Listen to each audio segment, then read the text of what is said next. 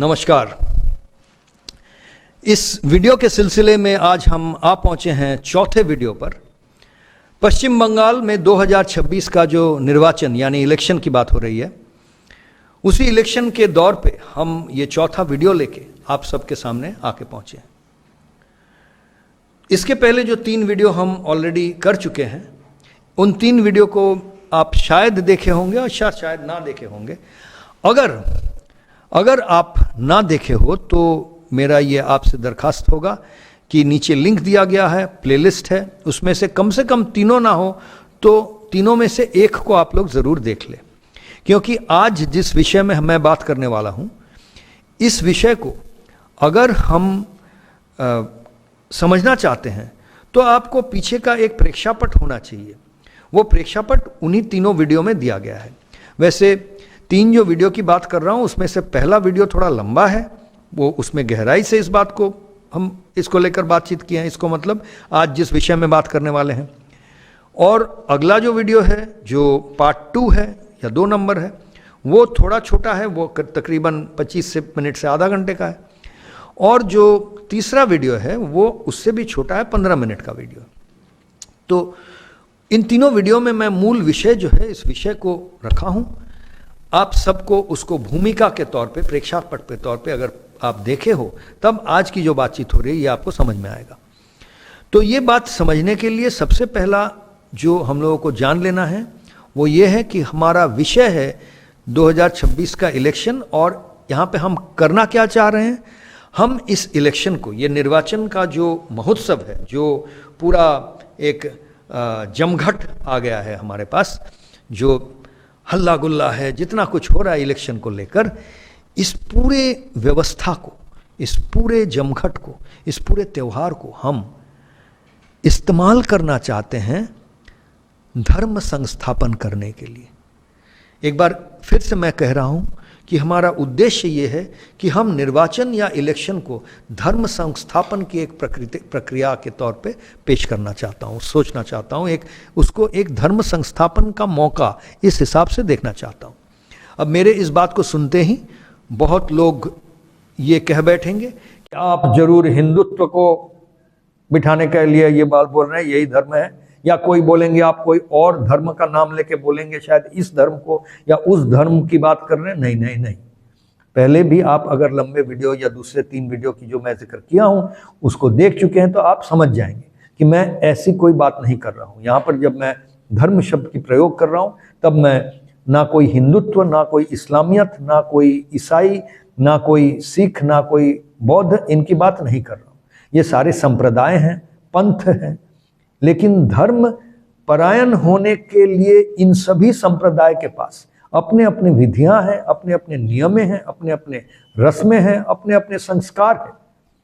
और सब संस्कार अपनी जगह से जो इन संस्कारों को पालन करके धर्म परायण होने की प्रयास करते हैं, उनके लिए वो सही है।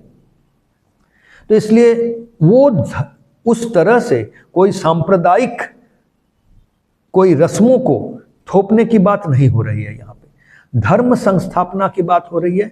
धर्म और अधर्म के बीच में जो लड़ाई, जो तनाव सनातन काल से रहा है और सनातन काल तक रहेगा, यानी जो चिरंतन है, ये जो तनाव है धर्म और अधर्म के बीच में, यही तनाव सनातन है। कोई धर्म, कोई विशेष धर्म सनातन नहीं है, या अगर कोई विशेष धर्म सनातन बोलेंगे तो अधर्म भी सनातन है। तो धर्म और अधर्म ये दोनों सनातन है, यानी कि दोनों चिरंतन है। इसको समझते हुए हम ये मानते हैं कि धर्म और अधर्म के बीच में जो युद्ध है, जो लड़ाई है, जो टेंशन है, जो तनाव है, ये सनातन है।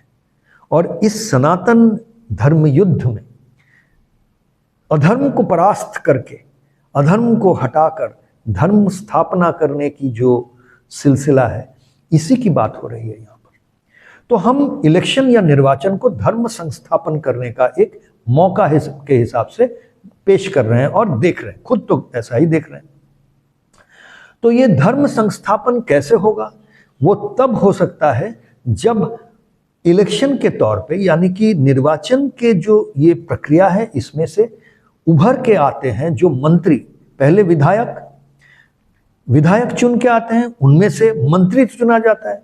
तो जो मंत्री सभा बनती है, ये मंत्री सभा अगर गुणवान हो, अगर गुणवान इंसानों से, लोगों से बना हुआ हो, जो नेता या नेत्री इस मंत्री सभा में आकर शामिल हो जाते हैं अंततः पूरे प्रक्रिया खत्म होने के बाद, ये मंत्री सभा में हर इंसान, हर वो इंडिविजुअल, हर व्यक्ति अगर गुणवान हो तो जनता धनवान होंगे, यही मानना है। तब अच्छा, गुणवान होने का मतलब क्या हुआ? तो इसको एक स्लोगन हम बना देते हैं इस तरह से कि अगर मंत्री गुणवान तो जनता धनवान। फिर से एक बार कहता हूं, मंत्री गुणवान तो जनता धनवान।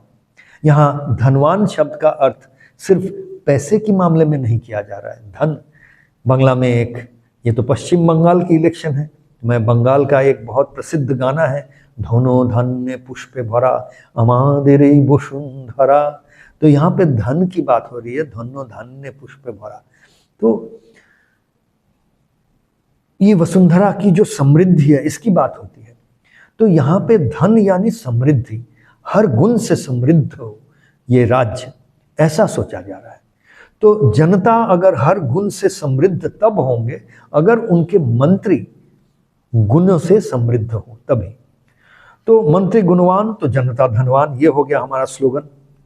अब इसके लिए, इसी के लिए जो स्ट्रैटेजी की बात की गई थी वो ये हम ऑलरेडी इसके पहले वीडियो में बात कर चुके हैं कि हमारा प्रैक्टिकल स्ट्रैटेजी ये होगा कि 294 जो कंस्टिट्यूएंसी है बंगाल में, यहाँ पर वोट का प्रक्रिया चलेगा, ये 294 कंस्टिट्यूएंसी में से 12 कंस्टिट्यूएंसी ऐसा होगा जिसमें 12 निर्दलीय कैंडिडेट यानी प्रार्थी, उम्मीदवार जिसको कहा जाता है, वो आपके सामने आकर खड़े हो जाएंगे। तो ये 12 ऐसे उम्मीदवार या प्रार्थी को जो निर्दलीय होंगे, निर्दलीय या सर्वदलीय, आप जिस तरह से इसको देखना चाहते हैं, लेकिन कोई विशेष दल के टिकट पे वो आपके पास नहीं आएंगे, वो अपने आप में आएंगे और अपने आप इस धज्जे पे आएंगे, इस ध्वजा को लहराते हुए आएंगे कि वो कोई ना कोई मंत्रक की ध्वजा को लहराते हुए आएंगे। वो कहेंगे कि मैं आपके सामने खड़ा हूं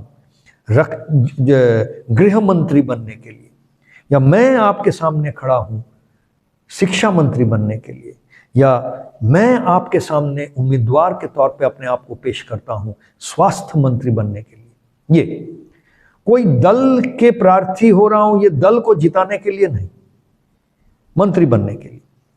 मंत्री बनने से होगा क्या?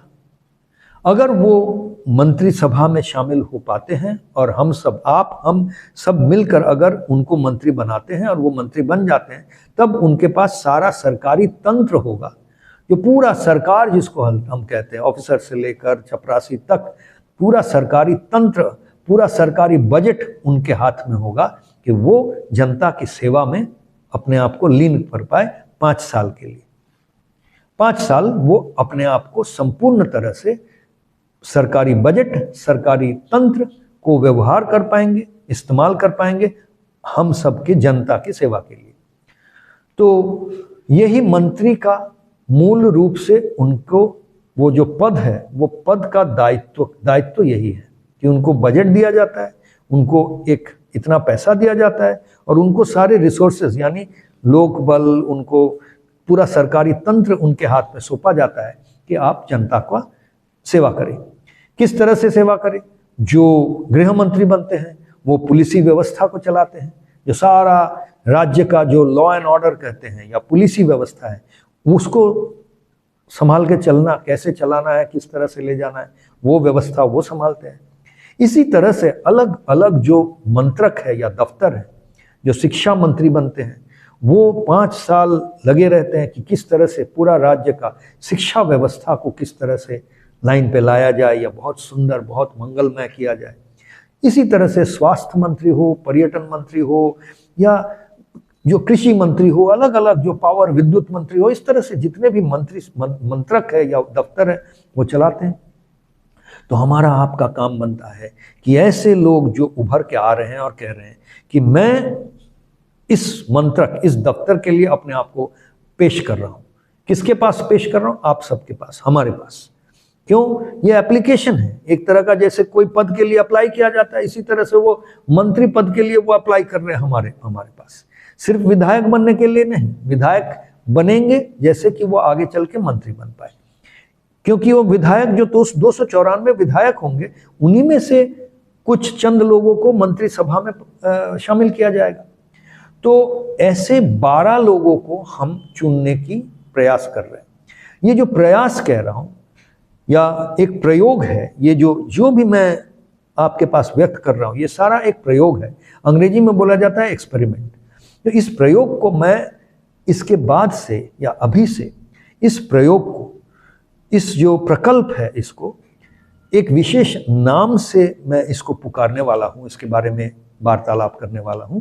वो नाम ये है, वो ब्रांड ये है जिसको हम कह रहे हैं मंथन।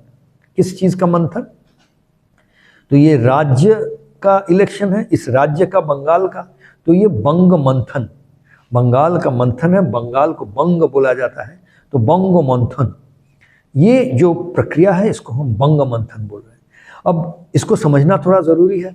मंथन शब्द जो है ये हमारे पूरा जो हम बचपन से सुनते हुए बड़े हुए हैं।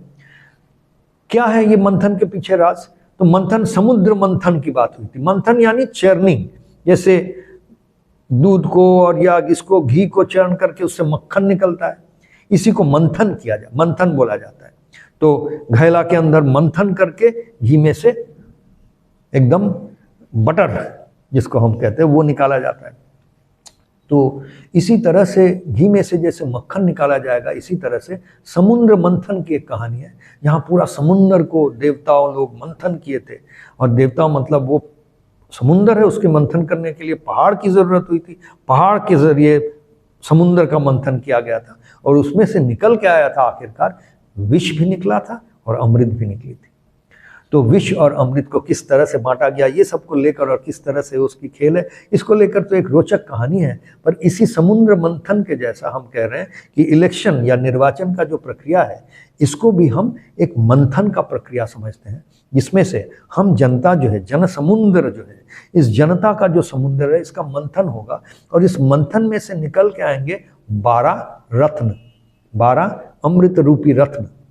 तो इन 12 रत्नों को हम नैवेद्य के रूप में, जो इलेक्शन जो पार्टी जीतेगा उस पार्टी के जो नेता बनेंगे, यानी कि जो मुख्यमंत्री बनेंगे, उनके पास हम सब निवेदन करेंगे। तो ये हमारा स्ट्रैटेजी है। निवेदन करेंगे कि देखिए ये 12 कैंडिडेट हैं, ये मंत्री बोल के आए हैं और लोग इनको जिताए हैं, तो लोग मान लिए हैं कि ये गृह मंत्री बनने के लायक हैं, काबिल है, या स्वयं सो जो है ये देखिए ये शिक्षा मंत्री बनने के काबिल है, लोग मान भी लिए हैं, जिताए भी हैं। तो इस तरह से हम निवेदन करेंगे तो ये एक जायज निवेदन होगा। तो अगर इस बात को नहीं मान लेंगे, जो मुख्यमंत्री के पास ये मौका रहेगा कि कम से कम जनता से जिताए हुए ऐसे लोग एक मंत्रिसभा चलाने के लिए उनको हम ये पद दे दें। और अगर इस प्रक्रिया में ऐसे लोग निकल के आएंगे जो किसी को भी ये प्रमाण कर देंगे कि मैं इस मंत्रिसभा के लिए, इस मंत्री पद के लिए योग्य व्यक्ति हूं, तो इस योग्यता की बात भी पहले हुई है। इस योग्यता को हासिल करने के लिए कौन सी वो गुण है, हम कह रहे थे मंत्री गुणवान तो जनता धनवान, तो कौन से वो गुण हैं जिसके बल पे हम कह सकते हैं कि ये मंत्री सच का गुणवान है। तो 2 गुणों की बात हम किए थे। पहला तो कोई भी मंत्री बनने के लिए इंसान, वो व्यक्ति को धर्मपरायण होना जरूरी है। वो कोई भी मंत्री हो, चाहे वो कृषि मंत्री हो या गृह मंत्री हो या शिक्षा मंत्री हो या स्वास्थ्य मंत्री हो या पर्यटन मंत्री हो या विद्युत मंत्री हो, कोई भी मंत्री हो, मंत्री होने के लिए धर्मपरायण होना बहुत जरूरी है। एक तो ये। दूसरी बात ये हो गई कि मंत्री होने के लिए उसे उस विषय को, जिस विषय के वो मंत्री बनने वाले हैं, उसमें वो परिपक्व हो, उसमें उनका बहुत ज्ञान हो, बहुत एक्सपीरियंस हो, तजुर्बा हो, अभिज्ञता हो, अभिज्ञ हो वो। तो ये हो गई बात। ये दोनों विषय पे हम लोग नापतोल करेंगे। इस नापतोल करने के लिए हमको, आपको, हम सबको किस विषय पे हमको परिपक्व होना है, हम सबको। तो इन दोनों विषय पे हम सबको भी परिपक्व होना है। इन दोनों विषय पे हम लोगों को भी ज्ञान होना चाहिए कि भाई धर्मपरायण किसे कहा जाता है, क्या करने से एक इंसान को हम धर्मपरायण कहेंगे? और ये मैं बता दूंगा फॉर्मूला और आप वो फॉर्मूला कंठस्थ कर लेंगे, ऐसा नहीं है।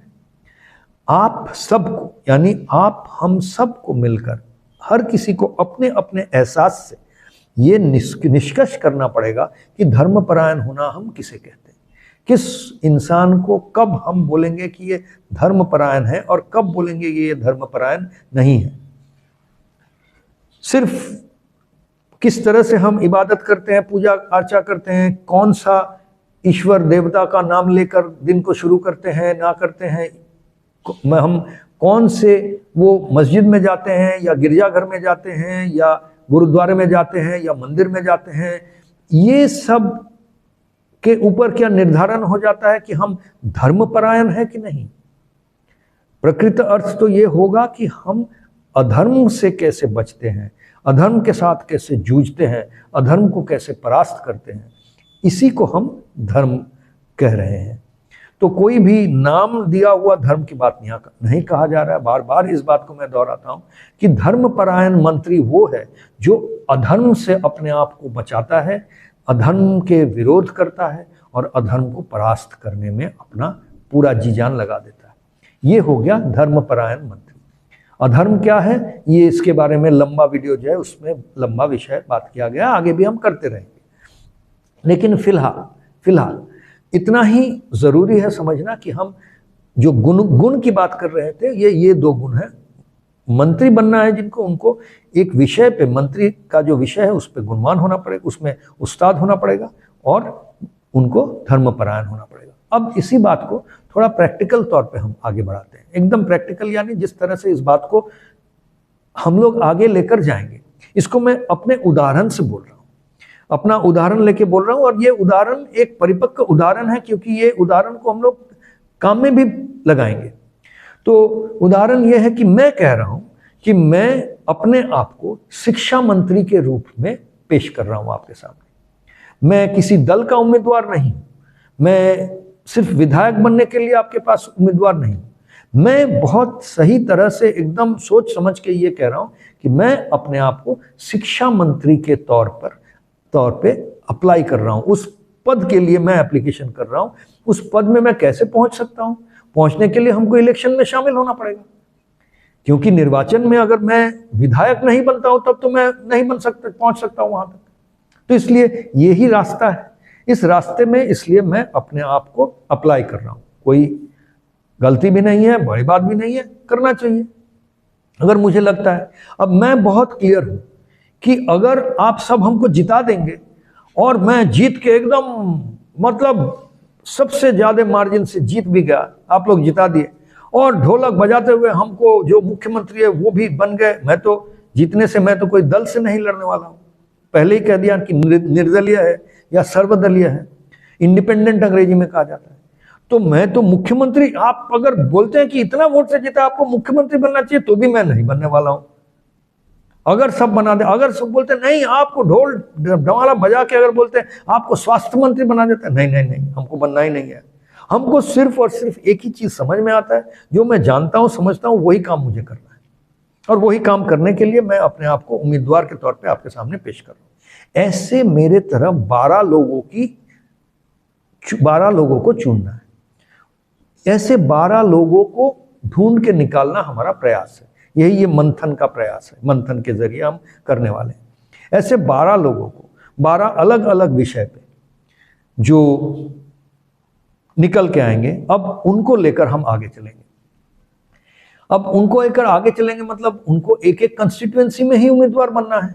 उनको तो सारा बंगाल में 294 कंस्टिट्यूएंसी में उनको उम्मीदवार नहीं बनना है।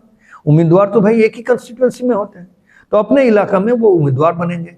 अब जो जितने भी दिन बाकी है अभी से लेकर इलेक्शन तक, उस टाइम में ये जो उम्मीदवार है वो अपना जी जान लगा देंगे अपने वो कंस्टिट्यूएंसी में ये एक बात लोगों तक पहुंचाने के लिए कि देखिए, मैं स्वास्थ्य मंत्री, मैं पर्यटन मंत्री, मैं विद्युत मंत्री, जो भी हो, जिनको जो लगता है ऐसा, 12 मंत्री पद के लिए वो निकल के आके बोलेंगे कि मैं इस पद के लिए अपने आप को उपस्थापन कर रहा हूं, और जी जान लगा देंगे और अपना सारा जो मतलब धन, प्राण, मन, चेतना, सारा जो भी उनके पास है वो सारा कुछ लगा देंगे। ज़्यादा दिन नहीं है, 2-3 महीने की बात है, लगा देंगे इस विषय को लेकर कि अपने कंस्टिट्यूएंसी में वो काम करें। कौन सा काम करें? लोगों को ये समझाए कि देखिए मैं ये हूँ, और लोग तो समझ के लेंगे, लोग वो कौन है, वो उनका क्या बैकग्राउंड है, क्या है नहीं है, ये तो लोग समझ लेंगे। लेकिन वो इस काम में भी जुड़ जाएंगे कि देखिए दल की बात नहीं है, आप दल के चिन्ह के पास पीछे भाग के कोई फायदा नहीं है। आप समझिए कि मंत्री होता क्या है। अगर मैं शिक्षा मंत्री के तौर पे अपने आप को पेश कर रहा हूँ तो मेरा काम होगा शिक्षा मंत्रक जो होता है, वो दफ्तर जो होता है, वो दफ्तर के बारे में हर चीज आप लोगों को समझाना। जितना दिन बाकी है उसके बारे में आप समझे। पहले आपको अगर ये बात समझ में आ गया तो आप शिक्षा मंत्री के रूप में मुझे विचार कर पाएंगे। और धर्मपरायण होना क्या होता है और शिक्षा मंत्री में क्या चलता है, ये दोनों अगर एक कंस्टिट्यूएंसी के में लोग जान गए तब वो कंस्टिट्यूएंसी के ज़्यादा वोट देने वाले जो हैं वो जाके शिक्षा मंत्री का निर्वाचन करने में शायद सक्षम हो जाएंगे। तो यही मंथन है। इसी मंथन की बात यहाँ पे की जा रही है। तो ये मंथन का प्रक्रिया है, ये एक शिक्षा का भी प्रक्रिया है। शिक्षा मतलब हम आपको सिखाएंगे ऐसा बात नहीं है, आप सीख लेंगे, क्योंकि ये मंथन का प्रक्रिया इतना रोचक होगा, इतना मज़ेदार होगा, इतना इंटरेस्टिंग जिसको कहते हैं। जिस तरह से हम देखे हैं समाज में कुछ IPL आ जाता है या कोई बड़ा हादसा भी हो जाता है मान लीजिए, या कोई भी बड़ी घटना या बड़ा इवेंट कुछ भी रहता है तो माहौल बन जाता है, उस विषय में लोग सीख जाते हैं बहुत कुछ, लोग हर कोई ज्ञानी बन जाता है। कुछ नहीं, देखिए ना कुछ दिन पहले एक आरजी कर एक पूरा हादसा हो गया था, तो उस कुछ दिनों के लिए हर कोई उस विषय को लेकर एकदम कितना ज्ञानी बन गए। हो सकता है अभी वो विषय पीछे चला गया है, सब भूल भी गए हैं, लेकिन कुछ और आ जाता है। IPL आ गया तो क्रिकेट को लेकर हर कोई ज्ञानी बन गए। क्या होगा, क्रिकेट के बारे में ज्ञान हासिल करके आपको तो कुछ अपने जीवन में ज़्यादा पैसा आ जा रहा है, आपको प्रमोशन मिल रहा है, आपको अगला दिन अपने बिजनेस में आगे चले जा रहे हैं, ऐसी कोई बात नहीं है। लेकिन ये रोचक है, मज़ेदार है, इसलिए हम उस विषय को सीख लेते हैं। इसी तरह से ये जो विषय है इतनी रोचक तरीके से आपके सामने लाया जाएगा कि हमें ये पूरा विश्वास है कि हम सब जो 6 करोड़ वोटर, 6-7 करोड़ जो वोटर है, यानी 60 मिलियन पीपल, 60 मिलियन लोग 60 दिन के अंदर सीख लेंगे ये 2 विषय में, जागृत हो जाएंगे, ज्ञानी हो जाएंगे, अध्ययन कर लेंगे, वो तो सचेतन हो जाएंगे। यही ये प्रयोगशाला है। ये प्रयोगशाला के अंदर यही मंथन की बात हम कर रहे हैं। और इसको सबसे अंत में यही कहने वाला हूँ कि पैसे वाली बात आ जाती है। लोग सोचते हैं कि अच्छा इलेक्शन लड़ेंगे तो भाई कितना पैसा लगेगा इत्यादि। तो देखिए आमतौर पे एक जो थंब रूल बोला जाता है, यानी मोटे तौर पे लोग सोचते हैं या बोलते हैं, आजकल माना जाता है कि विधानसभा के इलेक्शन में लड़ने के लिए 3 करोड़ रुपए की जरूरत है। अच्छा, निर्वाचन मंडली या इलेक्शन कमीशन का जो रीति रिवाज है उसमें कहा जाता है कि 20 लाख से ज़्यादा, ऐसा कोई नंबर होगा, इतना ही मुझे अभी तक पता चला है कि 20 लाख रुपए से ज़्यादा आप नहीं खर्चा कर सकते हैं। लेकिन कौन किसको देखे, अक्सर जिनके पास पैसा है, जो बड़े बड़े पार्टी है, जो बहुत अपना एक वॉर चेस्ट बोलते हैं, बड़े पैसे लेकर इलेक्शन में उतरे हैं, वो पर कैंडिडेट ऑलमोस्ट 3 करोड़ रुपया खर्चा कर देते हैं। अब सबसे पहला धर्मपरायण होने के नाते हमारा प्रयास ये रहेगा कि कोई कैंडिडेट, हमारा ये इस तरह से इसको डिज़ाइन किया गया है, इस तरह से इस पूरा प्रकल्प को साझा गया है कि 20 लाख से ज़्यादा खर्चा नहीं होने वाला है एक कैंडिडेट पे। तो कहाँ 3 करोड़, कहाँ 20 लाख। तो कैंडिडेट का दायित्व तो होगा 20 लाख रुपया जुगाड़ करना, नहीं होगा तो हम सब मिलकर कहीं से कोशिश करेंगे जुगाड़ करना। तो ये हो गया पैसे की बात। तो और इस पैसे को लेकर किया क्या जाएगा, जितना भी, अगर इस कम पैसे में हो जाए तो कम पैसा, इस वीडियो के जरिए आप सब शामिल हो जाएंगे। आखिर खर्चा तो इसी बात में है कि लोगों तक अपनी वार्ता को पहुंचाने के लिए, तो वो हम सब मिलकर पहुंचाने का प्रयास करें तो 20 लाख की जरूरत नहीं होगी, 20,000 में ही हो जा सकता है, किसको पता। जो भी हो, ये जो बात है पैसे के मामले इस तरह से हम देख रहे हैं। तो सबसे पहले, और ये विषय एक ऐसा है, जैसे मैं धर्म और राजनीति इन दोनों को एक साथ लेकर आया हूँ, तो ये अपने आप में एक आकर्षण बन गया है। हर लोग देखिएगा इस विषय को लेकर बात करने में, समझने में बहुत हर कोई अंदर से एक रुचि आ जाएगा लोगों में। ये हम टेस्ट करके देख चुके हैं। तो ये हमारा स्ट्रेटजी है, इसके ज़रिए हम आगे चलने वाले हैं। आप देखते रहिए इस विषय को, और ऐसे जो वीडियो हम आपके सामने ला रहे हैं, इनको देखते रहिए। ऐसा कोई ये नहीं है, हम ये नहीं कर रहे आप सब्सक्राइब कीजिए और इतना व्यूअरशिप बना दीजिए, ऐसा कोई इरादा नहीं है। ये व्यूअरशिप बढ़ा के इसमें से एक अपने लिए रोजगार करना, ये इस वीडियो का मकसद बिल्कुल नहीं है। आपको अगर लगे कि ये जो मंथन का जो प्रक्रिया है, जो ये प्रयोगशाला है, इसमें आप शामिल होना चाहते हैं, तो ज़रूर आप कमेंट करके आपके मन में जो प्रश्न है वो सब भेजिए। अगले वीडियो में वो सबको लेकर बातें होगी। तब तक के लिए नमस्कार।